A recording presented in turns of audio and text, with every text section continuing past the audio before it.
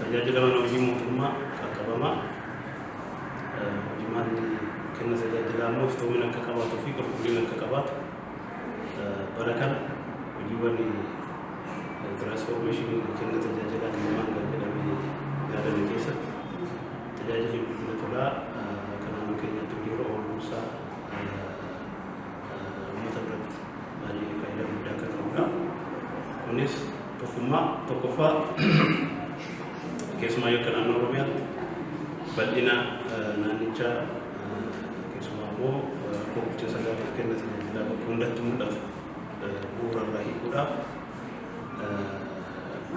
dhaqqabummaan kenna tajaajilaa bal'aan akka jiru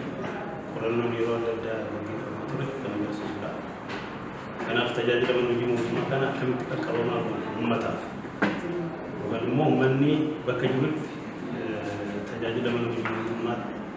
odeeffannoo akka argatu rakkoo qabatamaa bulchiinsa gaarii fi kenna tajaajilaa jiru irratti immoo yeroo akka kennu akkasumas komii kenna tajaajilaa irratti qabu sadarkaa kamittuu mootummaadhaaf fi qaama dhimmi ilaaluu fi furmaata kennuuf akkamitti dhiyeessuu danda'a kan jedhu itti yaadamee pilaatfoormiin kun akka uumamu kan ta'edha. Egaa kun gama uummataatiinis gama mootummaatiinis dhimmichi baay'ee barbaachisaa akka ta'e tokkoffaa akkuma ani dura kaasuu barbaade uummanni mana hojii mootummaa keessatti maal hojjetamaa jira kan jedhu iftoomina kan irratti agarsiisaa jira. Hojimaatatti iftoomina mana hojii mootummaatti agarsiisudha. Gama tokkoof immoo hirmaannaan uummataa illee bakka itti rakkoo jiru irratti hanqina kenna tajaajila mana hojii mootummaa keessa jiru irratti mootummaan qofti hojjetee yookaan immoo qaamni tokko hojjetee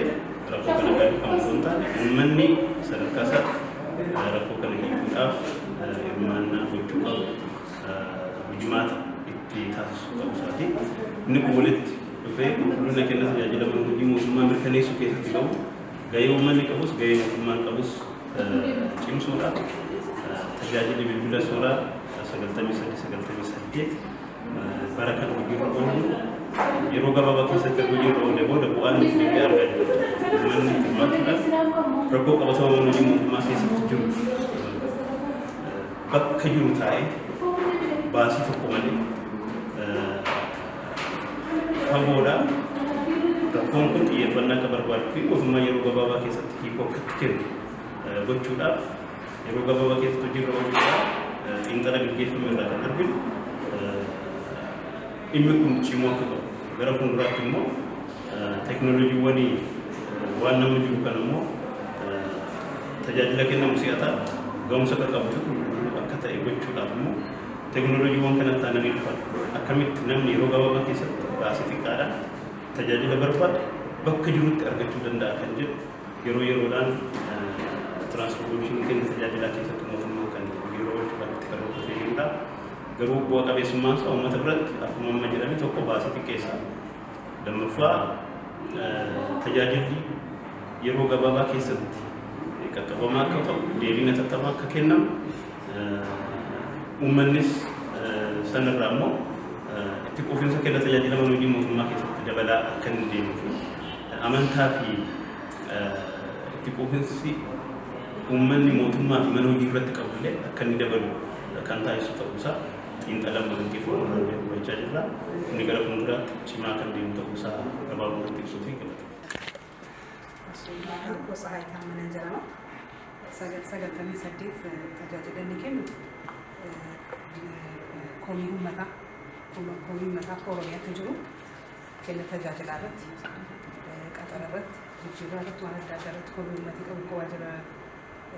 Oromiyaa keessa jirutti kenna tajaajila kamiyyuu komii uummatii qabu qaamaan dhufee iyyachuu dadhabee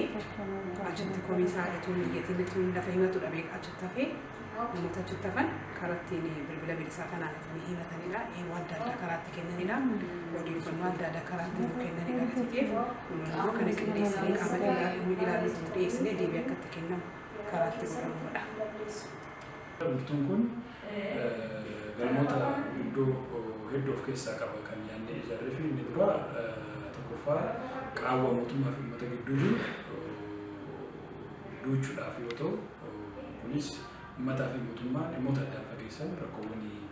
kenna tajaajila wajjin wal qabatan baay'ee isaanii ittiin eeguudhaaf jennee kan yaadne uummanni baasii yookaan immoo bu'aa bahii hedduu keessa darbee eeruu gaaffii odeeffannoo waan adda addaa qabu mootummaadhaaf sadarkaa adda addaadhaaf dhiyeessuudhaaf yeroo dheeraa baasii guddaa itti baasaa kan ture amma manuma isaa taa'ee karaa bilbila isaatiin toora bilbila kanaan mootummaadhaaf dhiyeessuudhaan mana isaa irratti iddoo misoomaatti hojii hojjetu irra dhaabbatee mana isaatti qe'ee misooma isaatti dhaabbatee gaaffii dhiyeessuu akka danda'u eeruu kennuu akka danda'u odeeffannoo kennuu akka danda'u yaadamee kan qophaa'ee eeruun dhiyaatu odeeffannoon dhiyaatu gaaffii dhiyaatu kunis immoo adeemsa mataa isaatiin qaama dhimmi ilaaluutiin deebii gahaan kan itti kennamu ta'ee hojimaannis qajeelfamni kanaaf gargaarus kan qophaa'ee fi hojiirra oolaa jiru ta'uusaa ibsuu barbaannaa jechuudha.